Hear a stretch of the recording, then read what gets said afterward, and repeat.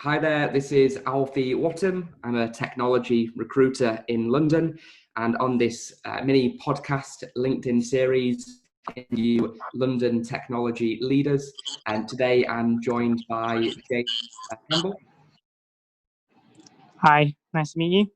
Cool, and we're going to have a quick chat about a few things in relation to James, in relation to his lockdown experience, in relation to his advice for new IT graduates and that kind of thing. So just to give a bit of context, James, can you give people a bit of summary as to who you are and what you're working on and that kind of thing?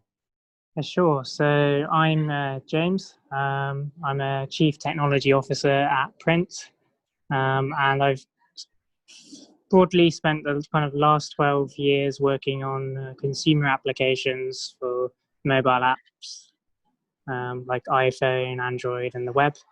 And in my current role, I lead the technology team. We do a printing as a service solution for customers. So instead of owning a printer, you can use our app to order documents to your house, pick them up from a store, or print them yourself from one of our self-service locations.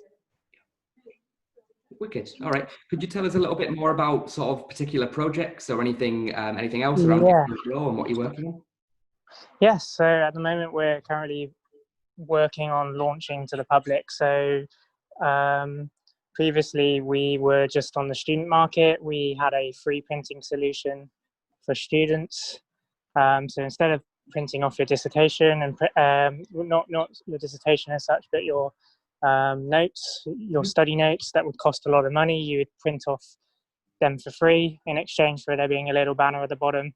But we're now kind of pivoting from that to the public market. So we're working with a company called Ryman's who sell a lot of stationery. Yes. They already do a lot of printing themselves, but we're working with them to introduce a click and collect system, which is especially important right now because prior to the lockdown, the only way you could order documents from them was to actually physically go into the store and hand over a USB stick. So that's kind of our main project for the moment.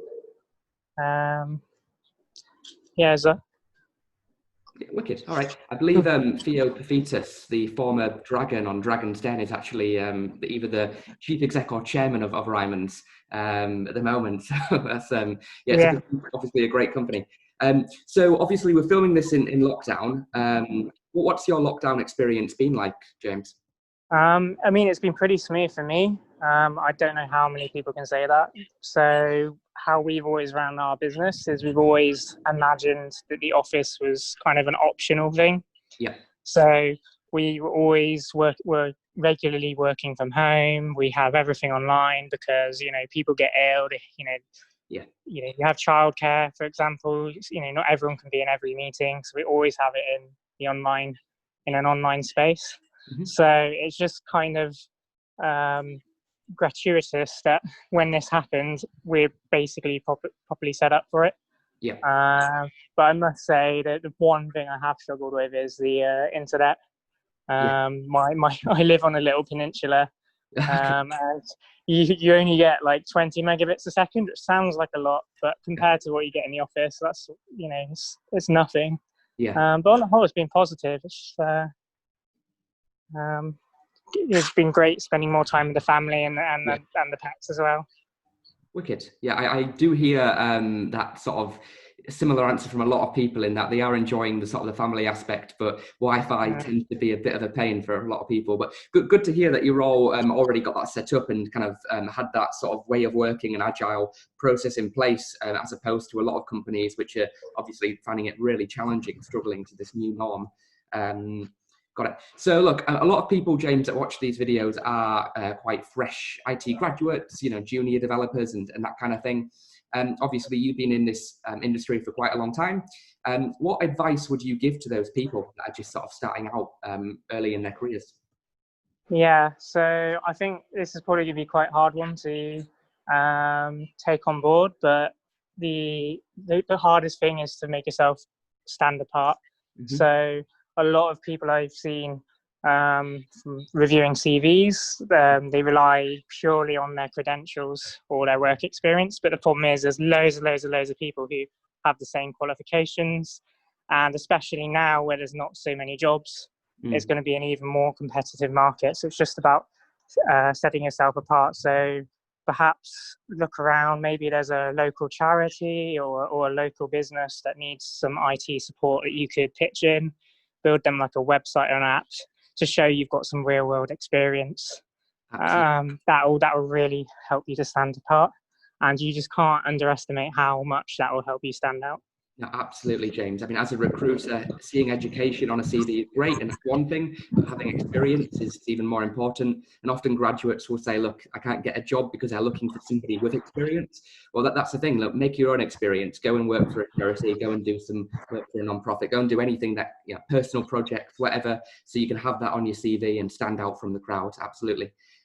So just talking, James, in terms of, I guess, the future around cutting edge technologies, bleeding edge tech, stuff that you're really interested about. Is there anything that you're thinking about at the moment, which you're really interested in and that you think is going to have a bigger impact on the future? Yeah, so obviously working in a printing business, I'm very, very interested in the Internet of Things. Yes. So right now, the majority of internet connected devices, as you know, your phone, your laptop, your PC, but we're already starting to see, your TV becoming internet connected, your even your game consoles these days, they have like a web browser in them, but it's soon going to expand to like all manner of devices. So soon, potentially, street lamps could measure pollution levels and you get that data real time. And you can imagine with kind of global trends of climate change, how that would be really useful information to have. Yeah. And then combining that with obviously machine learning, the big buzzword. Yeah. Deriving insights from that and making better decisions. So those are the kind of two big things for me. Interesting. What about 3D printing? Being obviously in print, is that something that obviously it's very different to what you do, but is that something that you're following at all? Yeah, I'm following. At the moment, we see it as a very specialist thing. Yeah. So it's almost like laser cutting. So if you're someone who's building a product like a hardware business, that would be definitely something you'd probably use more in the future. But for ordinary people, I think it's going to be a very long time before 3D printers are at the level that you need to print, let's say, a spare part for your bike or anything like that. Yeah. Interesting. Cool. Well, thanks very much for taking the time, James, to have this quick chat for this LinkedIn podcast. If people have questions about what you've discussed, I'll tag you on LinkedIn. Are they okay to reach out and drop you a message? Absolutely. Happy to have a chat. Okay, awesome. Well, thanks for watching, guys. Please like, comment, and share, and follow me on LinkedIn for more videos like this. And we'll see you guys soon.